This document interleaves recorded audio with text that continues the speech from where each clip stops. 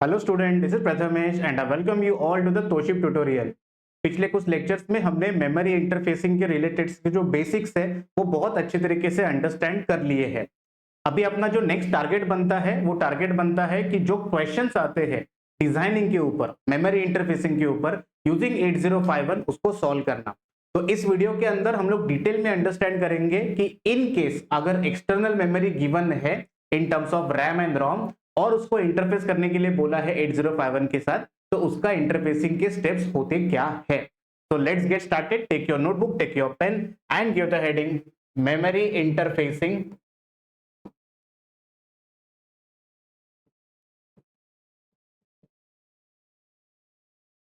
using 8051.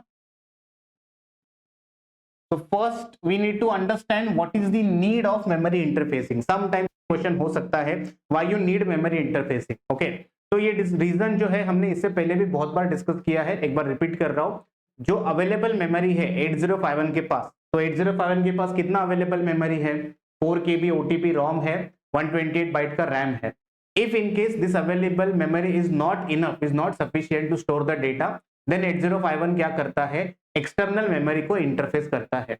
तो ये external memory का मैक्सिमम साइज कितना होगा, मिनिमम क्या होगा, ये सारे कैलकुलेशंस अपने पिछले वाले वीडियो में हमने ऑलरेडी अपलोड कर दिए हैं। ओके, इस वीडियो में आपको अंडरस्टैंड करना है कि इन केस क्वेश्चन गिवन है उसको कैसे आइडेंटिफाई करेंगे, ये मेमोरी इंटरफेसिंग का क्वेश्चन है और क्या क्या एक्सपेक्टेशंस है। ओके, तो जैसे फॉर एग्जांपल मैंने लास्ट टाइम बताया था कि एक 8051 आपके पास हमेशा होगा। Okay, and this 8051 needs to be interfaced with the memory. Okay, तो आपका बेसिक जो टारगेट है इन दोनों के बीच में इंटरफेसिंग करना। ओके, इन दोनों के बीच में मतलब एक है आपका 8051 और एक जो आपका है वो मेमोरी है। ओके, नाउ अगर मेमोरी में एक रैम अगर गिवन है, ओके, तो दूसरा भी ऑप्शन आपको गिवन होगा जो कि होगा रोम। ओके, तो एक अगर मेमोरी रैम है, दूसरा मैं कंसीडर कर रहा हूं कि as a memory ROM. Okay, तो anyways whenever we need to access the memory,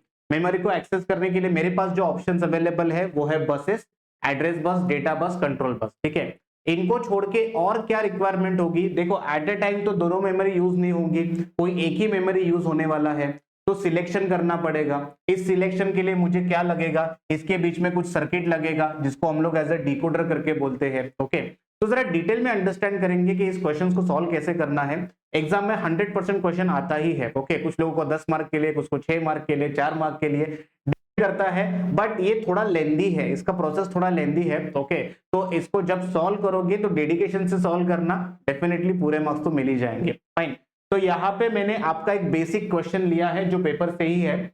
interface 4 KB EPROM and 4 KB RAM to 8051। Okay, straight forward बोला है, 4 KB का EPROM है, 4 KB का रैम है, to 8051। Also draw memory map, सिर्फ interface नहीं करना है, डायग्राम भी ड्रॉ करना है। ओके, टारगेट दिया आपको। Okay, now in order to solve this question what is the requirement? Okay, सबसे पहले आपको एड्रेस मैपिंग का टेबल बनाना होता है। ओके, आपको क्या बनाना है? एड्रेस मैपिंग का table. Before you start with the address mapping, आप सबसे पहले क्या करो, जो मेमोरी गिवन है उसके बारे में डिटेल इंफॉर्मेशन लिख दो। ओके, जैसे मैं यहाँ पे लिख रहा हूं। ओके, मैं यहाँ पे बोल रहा हूं इसको as a step 1। Okay, now step 1 देखो, रोम भी गिवन है, रैम भी गिवन है। ओके, मैं आपको ऐसे बोलूंगा कि आप ऑलवेज रैम से स्टार्ट करना। ओके, मेमोरी जो होता है वो जनरली कैसे है, एक ही मेमोरी के अंदर अगर कंसेप्ट में यूज कर रहा हूं रैम एंड रोम का, तो मैं प्रिफर करूंगा कि रैम टॉप में हो एंड रोम बॉटम में हो। ओके, देन यहां पे मैं सबसे पहले देख रहा हूं कि सपोज मैंने कंसिडर किया 4 KB रैम। ओके, 4 KB का रैम है, तो मुझे उसके लिए क्या क्या लिखना है? मुझे उसके लिए आइडेंटिफाई करना है एड्रेस लाइंस, मुझे आइडेंटिफाई करना है डेटा लाइंस एंड मुझे आइडेंटिफाई करना है कंट्रोल लाइन। ओके, इस चीज को समझो। रैम के लिए जो मैं आइडेंटिफाई करने वाला हूं, सेम आइडेंटिफिकेशन मैं किसके लिए करूंगा? रोम के लिए भी करूंगा। तो स्टेप नंबर 1 में अगर मैंने 4 KB रैम के बारे में इंफॉर्मेशन लिखा है, तो यहाँ पे मैं 4 KB रोम के बारे में भी इंफॉर्मेशन लिखूंगा। ओके, टारगेट सेम है दोनों के लिए। मुझे क्या चाहिए? दोनों के लिए मुझे चाहिए एड्रेस लाइंस। ओके, इसके लिए मुझे चाहिए डेटा लाइंस कितना डेटा लाइंस रिक्वायर्ड है, एंड फाइनली मैं बात करूंगा कंट्रोल सिग्नल्स के ऊपर, ठीक है। तो देखो आपको कोई भी प्रॉब्लम गिवन हो, 4 KB की जगह पे 2 KB गिवन है, 1 KB गिवन है, 8 KB गिवन है, एनीवेज आपका काम बनता है पहले इनका स्पेसिफिकेशन लिखना, ओके। इसका स्पेसिफिकेशन लिखना कैसे है, मैंने आपको लास्ट लेक्चर में ये एक टेबल बना के दिया था, ओके। और ये टेबल आता कैसे है ये भी बहुत डिटेल में सिखाया है, फाइन। इस टेबल के हिसाब से कुछ चीजें हम लोग कर सकते हैं। अभी फिलहाल अपना टारगेट क्या है, फिलहाल अपना टारगेट है 4 KB। इस टेबल में रैम रोम ऐसा कुछ नहीं होता, रैम के लिए भी सेम, रोम के लिए भी सेम, ओके। 4 KB के रैम के लिए कितने लाइंस होते हैं एड्रेस के, 12, ओके। तो आप यहाँ पे लिख दोगे कि यहाँ पे मुझे 12 एड्रेसिंग लाइंस रिक्वायर्ड है। जब आप 12 की बात करते हो तो ब्रैकेट में लिखना A0 से लेके A11, ये इंपॉर्टेंट है, ओके। देखो A0 से A11 12 लाइन से ना, 0 से स्टार्ट हो रहा है, ओके। अगर इस रैम को 4 KB रैम को 12 लाइंस लगते हैं तो रोम को भी उतने ही लगेंगे, क्योंकि मैंने पहले ही बोला जो टेबल बनता है it is irrespective of RAM and ROM, दोनों के लिए सेम होगा, ठीक है। नाउ सी आपको 4 KB बस बोला है, उसके आगे कुछ बोला नहीं है, 4 KB इंटू 8 बिट्स या इंटू 4 बिट्स, ओके। जनरली कुछ इंफॉर्मेशन होता नहीं है, बिकॉज बाय डिफॉल्ट एजम्पशन ये होता है कि डेटा बस 8 बिट का ही होगा, that is D0 to D7, okay. By default ये कोई देगा नहीं आपको, ये आपको खुद से ही उनको बताना है कि डेटा बस जो है या डेटा जो है उसको मैं 8 बिट का एज्यूम कर रहा हूं यहाँ पे, ठीक है। एंड फाइनली कंट्रोल सिग्नल, 2 ही कंट्रोल सिग्नल्स होते हैं। अगर रैम है तो मेरे पास read bar and write bar, okay. RAM के लिए read bar and write bar दोनों इंपॉर्टेंट होते हैं रैम के लिए, ओके। लेकिन अगर मेरे पास रोम है, ROM is only read only memory, read only memory के लिए मैं, ये एक्सटर्नल मेमोरी है क्योंकि आप इंटरफेस कर रहे हो ना, ओके। इंटरफेस कर रहे हो, इसके लिए मैंने सिग्नल का नाम लिखा PACN bar. PACN bar acts as a read bar, okay. वो रीड बार ही है, बस एक्सटर्नल मेमोरी के लिए यूज होता है, इतना चीज आपको याद रखना है, okay. Now let's take example, इस मेमोरी को आपने एज अ M1 डिफाइन किया, मेमोरी 1, इस मेमोरी को आपने एज अ M2 डिफाइन किया, ओके। अभी आपके पास 2 मेमोरी है, मैं यहाँ पे एक डायग्राम ड्रॉ करके दिखा रहा हूँ। आपके पास 2 मेमोरी है, एक M1 और दूसरा M2, ठीक है। इन 2 मेमोरी का अभी आपको क्या कैलकुलेट करना है, इन दोनों मेमोरी का आपको initial address, final address, initial address, final address, ये कैलकुलेट करना है, ओके। इतना आपने कर दिया तो आपका जो आधा काम है वो कंप्लीट हो चुका है। देखते रहिए कैलकुलेशन कैसे करना है। क्विकली हम लोग स्टेप नंबर 2 के ऊपर जाते हैं। तो स्टेप नंबर 2 को परफॉर्म करने के लिए मैं यहाँ पे लिख रहा हूं स्टेप 2, जिसको बोला जाता है address mapping, okay. Step 2 is your address mapping, okay। now what you do in address mapping, address mapping के अंदर आपको सारे एड्रेस लाइंस बहुत अच्छी तरीके से डिफाइन करने हैं, ओके। देखो मैंने एक लाइन ड्रॉ कर दिया यहाँ पे, ओके। और उसके स्टार्टिंग में ही, मतलब जहां पे ये लाइन है वहां पे मैं डिफरेंशिएट करने जा रहा हूँ सारे एड्रेसिंग लाइंस को, ओके। 8051 के पास टोटल 16 एड्रेस लाइंस है, ओके। तो मैं यहाँ पे लिख रहा हूँ A16, ओके। 16 पे नहीं आता, 15 पे ही खत्म हो जाता है क्योंकि A0 से स्टार्ट होता है। तो A15, 14, 13 एंड A12, ये 4 लोग का एक ग्रुप मैंने बना दिया, ओके। ये 4 लोग का एक ग्रुप होने के बाद आगे बढ़ूंगा मैं। नेक्स्ट जो मेरा लाइंस होंगे वो होंगे A11, then 10, then 9 and 8, okay. चलो ये भी अपना एक ग्रुप खत्म हो चुका है, इसको भी एंड कर देंगे। Then we have a next A7, okay. A7, 6, 5 and A4, okay. A7, 6, 5, 4, ये भी एक ना ग्रुप खत्म हो चुका है। And finally we have A3, A2, A1 and A0, okay. पूरा लिखना ऐसा कुछ कंपलसरी नहीं होता, बस A0 to A15 आपके सामने दिमाग में होना चाहिए, ठीक है। आप क्या कर रहे हो, आपके पास 2 मेमोरी है, ओके। एक आपका M1 है और दूसरा आपका M2 है। सपोज मैं M1 यहाँ पे लिख रहा हूं और दूसरा मैं M2 यहाँ पे लिख रहा हूं, M1 M2, ये अपना इंपॉर्टेंट है, okay. Now when you solve M1 and M2 आपको क्या चाहिए, आपको चाहिए initial and final address, okay. देखो कोई भी मेमोरी के बारे में कुछ भी आइडिया नहीं है, ओके। तो आप ऑलवेज क्या करो, you start with this address which is called as 0000H, okay. 16 bit का क्यों लिया, क्योंकि 16 ही लाइंस है ना अपने पास, ओके। तो मैंने यहाँ पे इनिशियल एड्रेस जो है वो मैंने लिखा 0000H, ओके। M1 के लिए बेस एड्रेस, स्टार्ट एड्रेस। अभी मुझे इसका फाइनल एड्रेस चाहिए। ओके, M1 कैपेसिटी कितना है, M1 4 KB। 4 KB का ये जो M1 है, इसका अगर मुझे फाइनल एड्रेस निकालना है तो मैं उसमें 4 KB का स्पेसिंग ऐड करूंगा। इतना सिंपल काम होता है। 4 KB का स्पेसिंग हमने लास्ट टाइम सीखा है। 4 KB का स्पेसिंग कितना है, 0FFF। ओके, तो मैं इसमें कितना ऐड करूंगा, 0FFF ऐड करूंगा। डेफिनेटली 0 में ही ऐड कर रहे हैं, तो मुझे फाइनल एड्रेस कितना मिला, 0FFFH। ओके, आपने स्पेसिंग ऐड किया, याद रखना ये स्टेप ही इंपॉर्टेंट है। आपने ये गलत कर दिया तो कुछ बचा ही नहीं इस प्रॉब्लम के अंदर। ओके, तो मुझे फाइनल एड्रेस कितना मिला है, 0FFFH। ओके, आपका M1 का काम खत्म हो चुका है, M1 पूरा का पूरा खत्म हो चुका है। M1 टू M2 जाना है। देखो, अगर मैं चौथे माले पे हूं, चौथे माले से मुझे पांचवें माले पे जाना है, मैं +1 करता हूं ना, वैसे ही मैं एक मेमोरी में जा रहा हूं, मुझे नया एड्रेस चाहिए, मैं इसमें सिर्फ +1 करूंगा। ओके, अभी ये थोड़ा कॉम्प्लिकेटेड है, कुछ लोगों को ये समझ में नहीं आता है F+1 क्या होता है। देखो, F का बाइनरी क्या है, 1 1 1 1। F+1 करूंगा मैं, जरा देखते हैं क्या आएगा। 1 + 1 0 with 1 carry, 1 + 1 0 with 1 carry, again 1 + 1 0 with 1 carry, again 1 + 1 0 with 1 carry. तो अगर मैं F+1 कर रहा हूं तो मेरा रिजल्ट 0 विथ 1 कैरी आता है। ओके, F+1 करने के बाद मेरा रिजल्ट 0 विथ क्या आता है, 1 कैरी। ओके, देखो, F+1 0 with 1 carry, again F+1 0 with 1 carry, F+1 0 with 1 carry, and 0 + 1 का तो 1 ही आएगा। मुझे नया एड्रेस मिला 1000H, ये मेरे M2 के लिए होगा। ओके, ये जो मेरा एड्रेस है ये मैंने किसके लिए लिखा, M2 के लिए। M2 का साइज कितना है, M2 का साइज है 4 KB।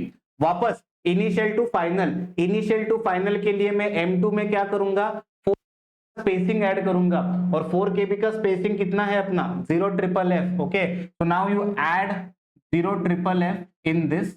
Okay, F+1 sorry 0 + F, F ही होगा, 0 + F again F, again this is F, and 1 + 0 is 1। आपको नया एड्रेस मिला 1FFF। ओके, आपको नया एड्रेस क्या मिला, 1FFF। इतना इजी होता है। ओके, कुछ नहीं है, मेमोरी के लिए पहले टेबल बना दो, एड्रेस डेटा लाइन डिफाइन कर दो, लाइंस डिफाइन करने के बाद, हाँ ये इंपॉर्टेंट है, आपके पास ये टेबल होना चाहिए। इसके लिए आपको प्रीवियस लेक्चर बहुत अच्छी तरीके से देखना पड़ेगा, उसमें मैंने ये डिटेल में बताया है ये आया कैसे करके, ठीक है। एंड इसके बाद फाइनली आपको ये टेबल फिल करना है। ओके, देखो 0 का बाइनरी क्या होगा, 4 बार 0 लिखूंगा मैं। ओके, सारे 0 ही है वैसे, तो कुछ ज्यादा सोचने की जरूरत नहीं है। Okay, I will put all zeros here like this, 0 0 0 0। Okay, now this is interesting, पहले 0 है तो मैंने पहले 0 लिख दिया। ओके, उसके बाद मुझे F, सारे F है, F मतलब 1 होता है, तो मैं सारे F यहाँ पे ऐसे रिप्रेजेंट करूंगा। ओके, लाइक दिस, ये अपना काम हो गया। ओके, अगेन 1000, 1 का बाइनरी क्या होता है, 0 0 0 1। ये मैंने 1 का बाइनरी लिखा, बाकी सारे जीरोज ही है तो ये जीरोज ही मैं लिखूंगा। ओके, चलो ये भी आपका काम हो गया, एड्रेस मैप आपका खत्म होने जा रहा है। 1FFF, अगेन 1 का बाइनरी 0 0 0 1, और उसके बाद सारे F है, तो F मतलब क्या होता है, 1 1 1 1 1 1 1 1 1 1 1 1। ओके, इतना करने के बाद बस एक चीज आप याद रखना, एक चीज इंपॉर्टेंट है। ओके, देखो मेमोरी इंटरफेसिंग में ना डिकोडर के 3 लाइंस आइडेंटिफाई करना बहुत इंपॉर्टेंट होता है। ओके, वो 3 लाइंस कौन से होंगे, फाइन, आपने बोला 4 KB 12 addressing lines, 4 KB 12 addressing lines, तो आपको A0 to A11 जो लाइंस है, A0 to A11 जो लाइंस है, वो आपको लगेंगे मेमोरी के लिए, M1 M2 के लिए। उसके बाद के जो 3 लाइंस या जो भी लाइंस है वो मैं मेरे काम के लिए यूज कर सकता हूं। ओके, तो आप A0 to A11 कहां से हो रहा है, A0 to A11, तो A11 के बाद मैं एक छोटा सा लाइन ड्रॉ कर रहा हूं जो आपको ये बता रहा है कि ये डॉटेड लाइन के राइट हैंड साइड में जो दिख रहे हैं, इस डॉटेड लाइन के राइट हैंड साइड में जो एड्रेस लाइंस दिख रहे हैं वो ये मेमोरी यूज करेगा, और इसके लेफ्ट हैंड साइड में जो है उसको एज अ प्रोग्रामर मैं यूज करूंगा इंटरफेसिंग के लिए। तो मेरे 4 लाइंस है, 12 13 14 15, इस 4 लाइंस को यूज करके मैं डिकोडिंग करूंगा। ओके, इधर तक आपको समझ में आ चुका है ये आपका एटलीस्ट 50% काम हुआ। ओके, थोड़ा चैलेंजिंग होता है ये, बट ठीक है, बहुत इजी है, और एक दो तीन बार प्रैक्टिस करोगे तो हाथ बैठ जाएगा। ओके, ये तो इजी स्टेप था, ये तो बस एड्रेसिंग आपने निकाल दिए, एड्रेस लिख दिए। ओके, तीसरा स्टेप ना कॉम्प्लिकेटेड है। जैसे क्वेश्चन में क्या बोला, इंटरफेस करना है, also draw memory map. Interfacing के स्टेप्स खत्म हो चुके हैं। ओके, लेकिन मेमोरी मैप अभी ड्रॉ करने जा रहे हैं। इसके लिए मैं आपको एक टेक्निक बता रहा हूं, उस टेक्निक को ध्यान से समझना। ओके, अभी आपके सामने एक ऐसा डायग्राम आएगा जिसको आप एक यूनिवर्सल डायग्राम समझो। ओके, बहुत सारे लोगों को बहुत टेंशन आ जाता है डायग्राम देख के।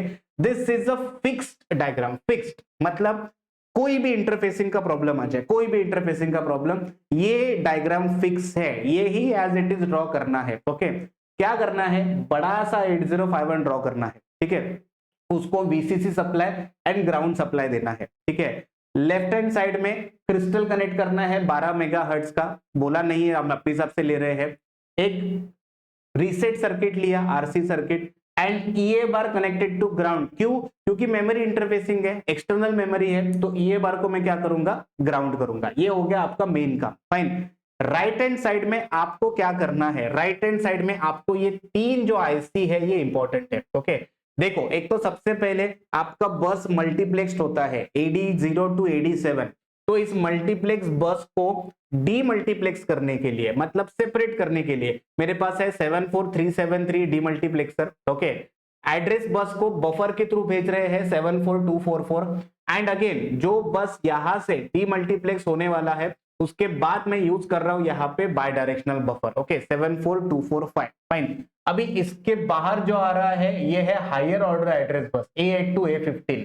इसके बाहर जो आ रहा है वो है lower order address bus A0 to A7, और इसके बाहर जो आ रहा है वो आपका डेटा बस है D0 to D7। उसके आगे B लगाया, B stands for buffer. Okay, that's it. Fine, then तीन control signal, read bar, write bar, PSEN bar. ये अपने लिए बहुत इंपॉर्टेंट है, read bar, write bar and PSEN bar. एक चीज और एक यहाँ पे आपको ऐड करना है, चलो अभी मैं ही ऐड कर देता हूं। Okay, and that is called as the ALE। Okay, देखो ये जो काम करता है, ये जो काम करता है डीमल्टीप्लेक्सिंग का, ये डीमल्टीप्लेक्सिंग का काम जो है वो with the help of ALE चलता है। ओके, तो यहाँ पे मैं शो करूंगा ALE, एड्रेस लैच एनेबल। ठीक है, इतना काम हो गया। मतलब 8051 ये तीन आईसी, इसके नीचे ये इंपॉर्टेंट है 74138 डिकोडर। मैं इसी के बारे में कब से बात कर रहा था। ओके, इसको ना देखो, तीन इनपुट्स होते हैं ABC। 74138 को तीन इनपुट्स है ABC, और इस तीन इनपुट के हिसाब से कोई भी एक आउटपुट सिलेक्ट होगा।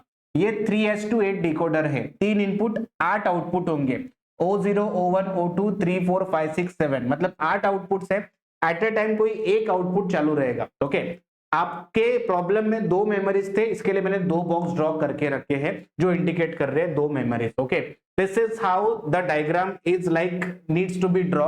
ये मैंने बोला जितना मैंने ड्रॉ करके रखा है ये फिक्स डायग्राम है, irrespective of any problem. Okay, भले आपको जो प्रॉब्लम में चेंजेस होंगे वो भी बताऊंगा मैं आपको क्या करना है। ओके, तो ये डायग्राम ड्रॉ करने के बाद और क्या करना है, ओके, तो मैं आपको बताता हूं। ओके, सबसे पहले आपका टारगेट बनता है कि आप सिलेक्ट करो ABC लाइन। ओके, आपके ये ABC लाइंस को आपको सिलेक्ट करना है। ओके, नाउ ABC लाइंस कौन से तीन लाइंस होंगे, वो तीन लाइंस जो एज अ प्रोग्रामर के पास अवेलेबल है।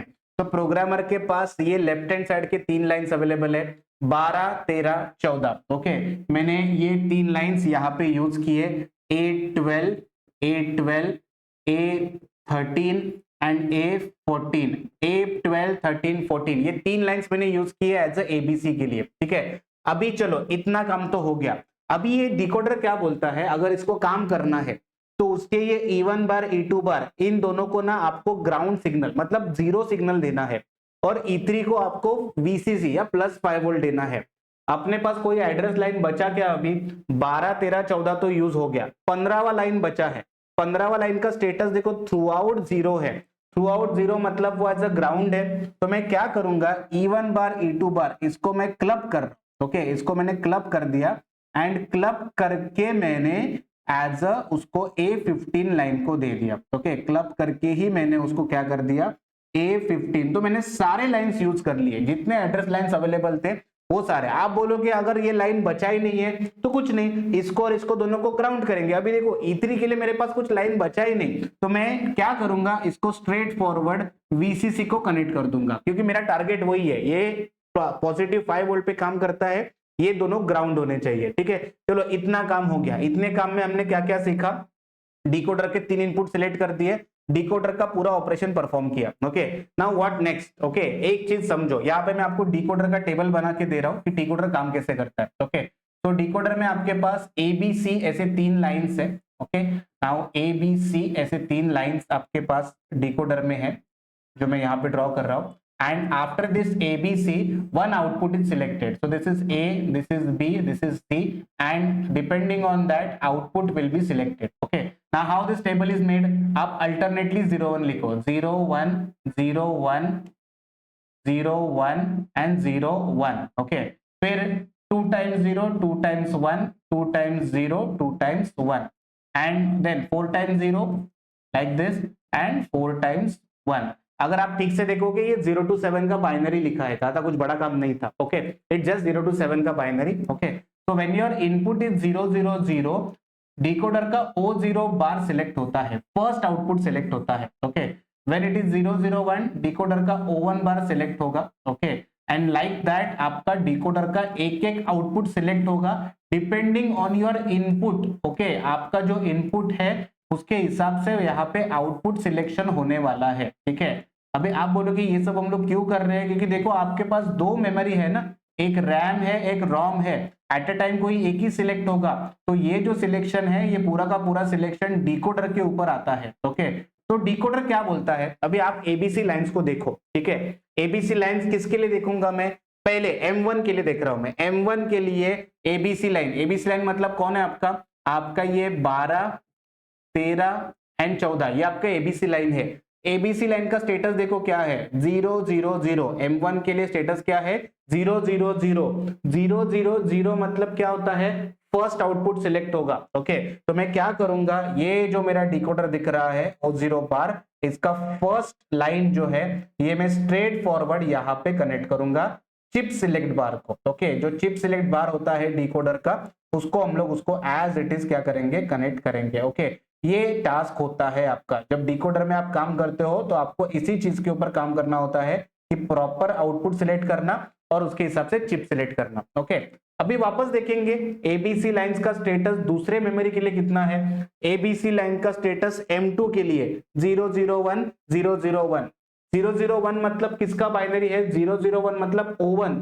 O1 मतलब क्या होगा कि इसी डिकोडर का जो O1 लाइन है, सेकंड लाइन मतलब जो सेकंड आउटपुट है, वो मैं अभी क्या करूंगा, स्ट्रेट फॉरवर्ड में वापस ये किसको कनेक्ट करूंगा, ये मैं कनेक्ट करूंगा दूसरे चिप सिलेक्ट बार को। ओके, जो चिप सिलेक्ट बार आपका किसके लिए बना है, आपका बना है वो M2 के लिए। ओके, देखो इतना इजी काम था। ओके, तो ये चिप सिलेक्ट बार आपने O0 O1 बार कनेक्ट कर दिया। ओके, आपका जो काम है वो ऑलमोस्ट 50% खत्म हो चुका है। ओके, जो मैंने ग्रीन कलर से बनाया था वो फिक्स था, जो मैं ऐड करते जा रहा हूं वो मैं येलो कलर से ऐड कर रहा हूं। तो मैंने पहले क्या क्या ऐड किया, मैंने ABC इनपुट ऐड किए, E1 E2 बार ऐड किया, E3 को ऐड किया, O0 O1 ऐड कर दिया। ठीक है, now what next. Okay, M1, what is M1, M1 is your 4 KB। तो यहाँ पे लिख देता हूं मैं, M1 इज 4 KB।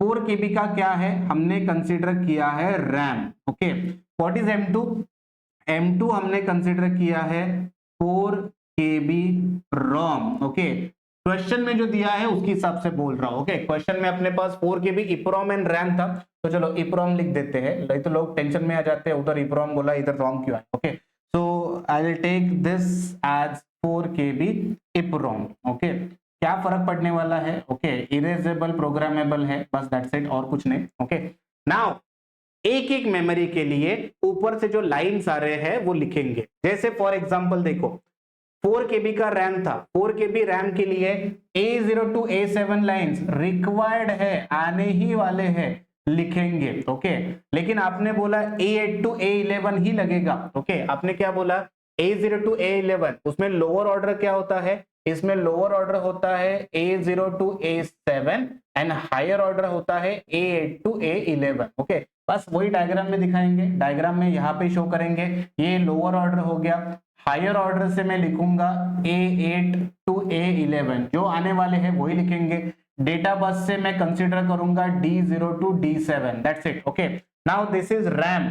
रैम के लिए मुझे रीड बार कनेक्ट करना पड़ेगा, तो ये देखो रीड बार का लाइन यहाँ पे दिख रहा है, ये जो फर्स्ट लाइन यहाँ पे दिख रहा है ये मेरा रीड बार का लाइन है, यहां से मैं एक सिग्नल लेने वाला हूं। Okay, and I will call this as a read bar. Okay, हो गया, अपना पहला मेमोरी कंप्लीट हो चुका है। वैसे ही बाजू वाला ये रोम है, रोम में भी जहां से लोअर ऑर्डर एड्रेस बस है वो पूरा आएगा, A0 to A7।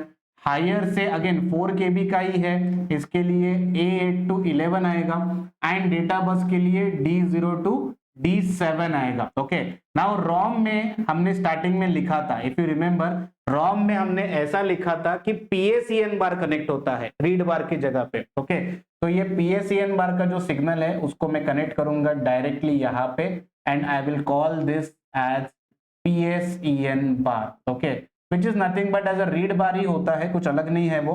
I will call this as a PSEN bar. Okay, fine. So this is how your designing gets completed. आपका डिजाइनिंग खत्म हो चुका है। आप बोलोगे सर बहुत हो गया, बट गाइस इंटरफेसिंग है, इंटरफेसिंग इतना स्ट्रेट फॉरवर्ड होता नहीं है। बहुत लोग को ये 10 मार्क के लिए क्वेश्चन आता है तो ये वैलिड है। ओके, नाउ डिप्लोमा लेवल पे 6 मार्क के लिए भी आ सकता है, 4 मार्क के लिए भी आ सकता है। ओके, तो क्वेश्चन का जो डेप्थ है उसके हिसाब से काम करो। ओके, मैं बोलूंगा अगर कुछ ज्यादा ही 4 बार मार्क के लिए आता है तो बस आप डिकोडर लॉजिक भी ड्रॉ कर सकते हो कि एबीसी इनपुट कौन से है, E1 बार, E2 बार, E3 और मेमोरी को क्या लगेंगे।